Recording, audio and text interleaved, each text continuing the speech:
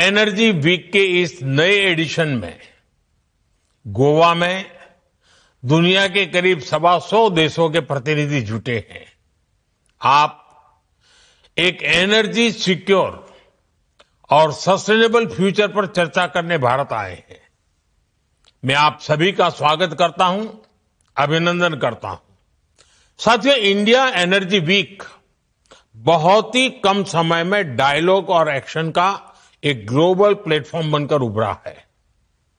आज energy sector के लिए भारत बहुत बड़े अवसरों की धरती है।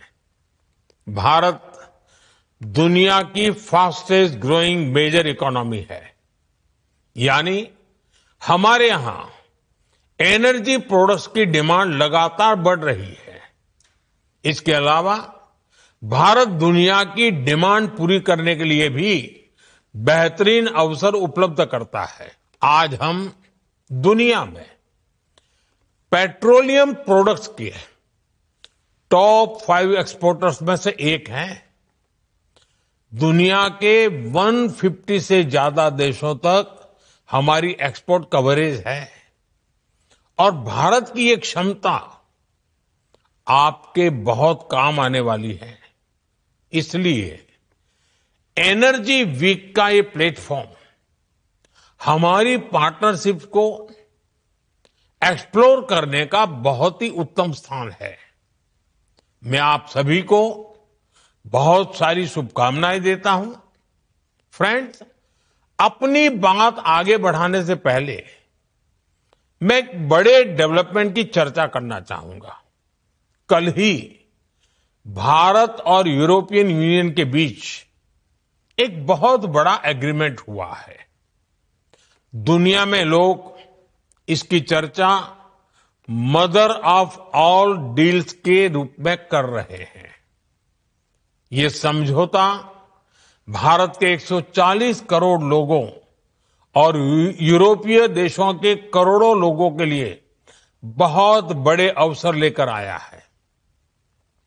ये दुनिया की 2 बड़ी इकोनॉमीज के बीच तालमेल का एक शानदार उदाहरण बना है। ये समझौता ग्लोबल जीडीपी के करीब 25% और ग्लोबल ट्रेड के करीब 1/3 हिस्से को रिप्रेजेंट करता है। ये समझौता ट्रेड के साथ साथ डेमोक्रेसी और रूल ऑफ लॉ के प्रति हमारे शेयर्ड कमिटमेंट को भी सशक्त करता है। साथियों, ईयू के साथ हुआ ये फ्री ट्रेड एग्रीमेंट ब्रिटेन और एप्टा समझौतों को भी कॉम्प्लीमेंट करेगा। इससे ट्रेड और ग्लोबल सप्लाई चेन दोनों को मजबूती मिलेगी।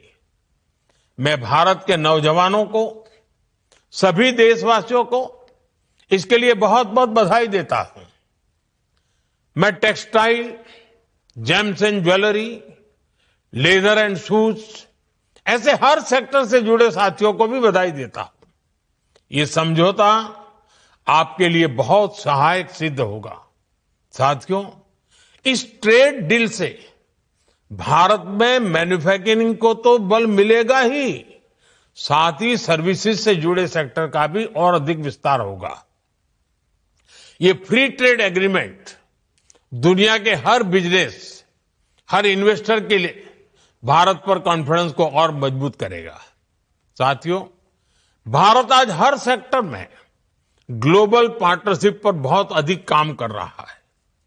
मैं अगर एनर्जी सेक्टर की ही चर्चा करूं तो यहां एनर्जी वैल्यू चेन से जुड़े हुए अलग अलग क्षेत्रों में निवेश की बहुत संभावनाएं हैं। आप एक्सप्लोरेशन का ही क्षेत्र ले लीजिए। भारत ने अपने एक्सप्लोरेशन सेक्टर को काफी ओपन कर दिया है। आपको हमारे डीप सी एक्सप्लोरेशन से जुड़े समुद्र मंथन मिशन की भी जानकारी है। हम इस दशक के अंत तक अपने ऑयल एंड गैस सेक्टर में इन्वेस्टमेंट को $100 बिलियन तक ले जाने का प्रयास कर रहे हैं। हमारा लक्ष्य एक्सप्लोरेशन के दायरे को भी 1 मिलियन स्क्वायर किलोमीटर तक विस्तार करने का है। इसी सोच के साथ हमारे यहां 170 से अधिक ब्लॉक्स को अवार्ड किया जा चुका है। अंडमान निकोबार का बेसिन भी हमारी नेक्स्ट हाइड्रोकार्बन होप बन रहा है। साथियों, हमने एक्सप्लोरेशन सेक्टर में काफी रिफॉर्म्स भी किए हैं। नो गो एरिया बहुत कम कर दिया गया है। इंडिया एनर्जी वीक के पिछले एडिशंस में आपको भी जो भी सुझाव थे, आपने जो कुछ भी कहा, उनके अनुसार हमने अपने एक्ट्स और रूल्स में भी बदलाव किए हैं। यदि आप एक्सप्लोरेशन सेक्टर में इन्वेस्ट करते हैं तो आपकी कंपनी की प्रॉफिटेबिलिटी बढ़ना तय है। साथियों, भारत की एक और विशेषता है जो है एनर्जी सेक्टर में इन्वेस्टमेंट को बहुत फायदेमंद बनाता है। हमारे यहां बहुत बड़ी रिफाइनिंग कैपेसिटी मौजूद है। हम रिफाइनिंग कैपेसिटी के मामले में विश्व में दूसरे स्थान पर है। जल्द ही हम दुनिया में पहले नंबर पर होंगे। आज भारत की रिफाइनिंग कैपेसिटी करीब 260 MMTPA की है। इसे 300 MMTPA के ऊपर ले जाने के लिए निरंतर प्रयास हो रहा है। ये इन्वेस्टर्स के लिए बहुत बड़ा एडवांटेज है। साथियों, भारत में LNG की डिमांड भी निरंतर बढ़ रही है। हमने अपनी टोटल एनर्जी डिमांड का 15% LNG से पूरा करने का लक्ष्य रखा है। इसलिए हमें LNG के पूरे वैल्यू चेन पर काम करने की आवश्यकता है। आज भारत ट्रांसपोर्टेशन पर भी बहुत बड़े स्तर पर काम कर रहा है। LNG ट्रांसपोर्टेशन के लिए जिन वेसल्स की जरूरत है, हम उन्हें भारत में ही बनाने पर काम कर रहे हैं। हाल में ही भारत में शिप बिल्डिंग के लिए 70,000 करोड़ रुपए का प्रोग्राम शुरू किया गया है। साथ ही LNG के लिए देश के पोर्ट्स पर टर्मिनल के निर्माण में भी निवेश की अनेक संभावनाएं हैं। रीगैसिफिकेशन से जुड़े प्रोजेक्ट्स में भी आपके लिए इन्वेस्ट करने की बड़ी संभावनाएं बन रही है। साथियों, LNG के ट्रांसपोर्टेशन के लिए भारत में बहुत बड़ी पाइपलाइन की भी अब जरूरत है। बीते सालों में इस पर हमने बहुत निवेश किया है, लेकिन अभी भी बहुत बड़े पैमाने पर इन्वेस्टमेंट के लिए संभावनाएं हैं। आज भारत के कई शहरों में सिटी गैस डिस्ट्रीब्यूशन का नेटवर्क पहुंच चुका है और हम तेजी से अन्य शहरों में भी इससे जोड़ रहे हैं। सिटी गैस डिस्ट्रीब्यूशन भी आपके निवेश के लिए बहुत ही आकर्षक क्षेत्र है। साथियों, भारत की इतनी बड़ी जनसंख्या है, हमारी इकोनॉमी लगातार बढ़ रही है। ऐसे भारत में पेट्रोकेमिकल प्रोडक्ट्स की डिमांड भी लगातार बढ़ने वाली है।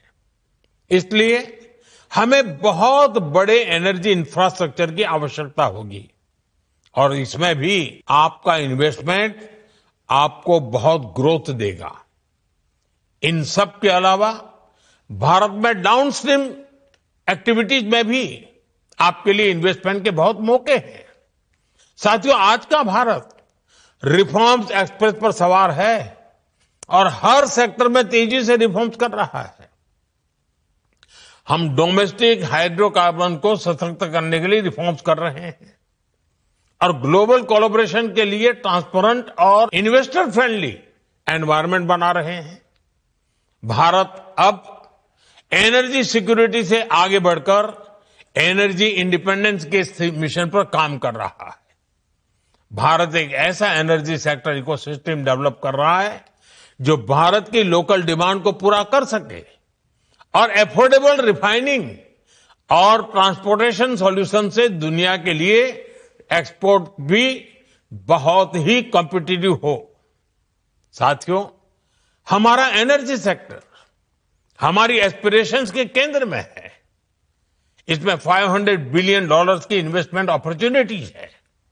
इसलिए मेरा आह्वान है, make in India, innovate in India, scale with India, invest in India.